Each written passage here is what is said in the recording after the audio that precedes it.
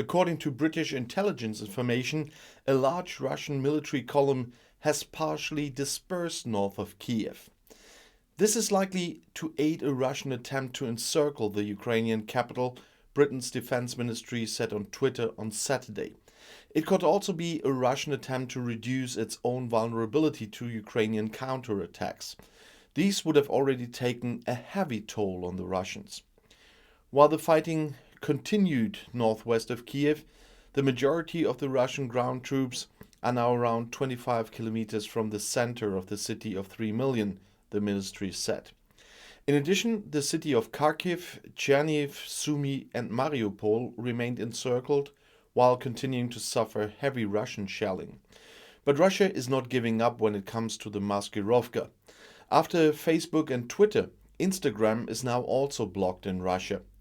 Calls for violence against Russian citizens and soldiers were being spread on the social media platform, according to a statement by the Russian Media Regulatory Commission Roskomnadzor on Friday.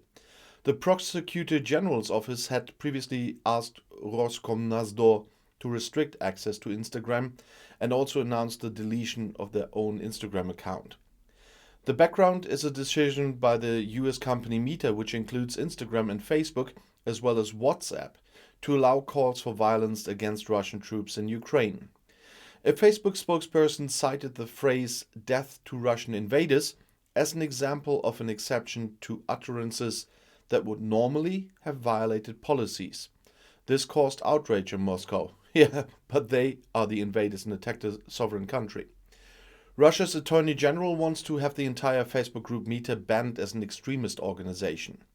A corresponding application has already been submitted to the court. Putin's supporters are also hit harder and harder anyway. Russian club owner Roman Abramovich has been banned from the management of English football club Chelsea. The English Premier League board has banned the 55-year-old from serving as the club's director following the imposition of sanctions by the British government. In addition to the chairman of the board, Guy Lawrence, Eugene Tenbaum and Marina Granovskaya, they are also active as directors in the management.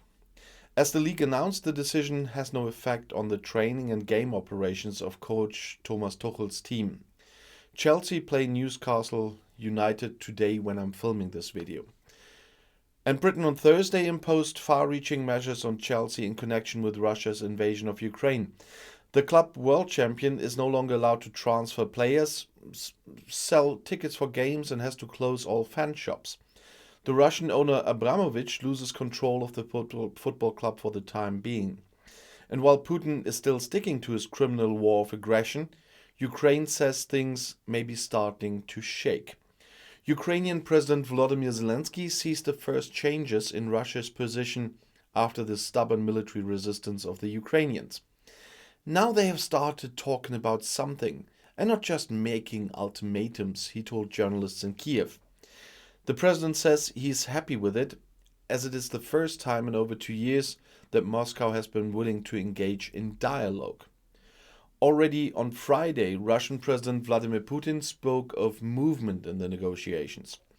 The Russian negotiators had informed about certain positive changes in the practically daily talks. Kremlin spokesman Dmitry Peskov told the Interfax agency that the talks would now be held in online format, and Ukraine confirmed this. According to Zelensky, the involvement of Ukraine's Western partners in the Union agency negotiations is insufficient. Referring to security guarantees for his country, he said Ukraine cannot trust Russia after such a bloody war. Zelensky also suggested Jerusalem as a possible location for negotiations with Putin on an end to the war. Do I think that Israel can be such a country, and Jerusalem in particular?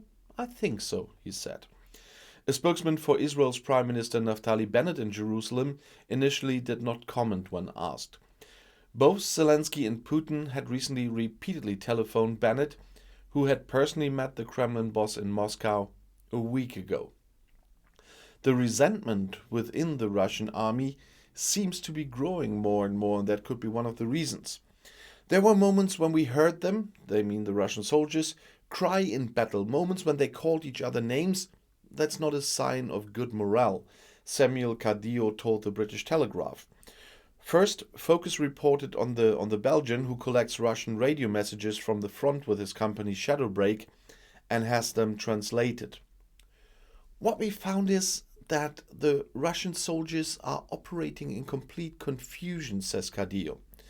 They have no idea where they are going and how to properly communicate with each other, he says. Russian troops were having trouble maintaining communications according to the radio messages. Cadillo explains that they often spend 20 minutes doing a sound check, which makes it easy to eavesdrop on Russian soldiers in the Ukraine war. And I'll see you in my next video. Bis gleich.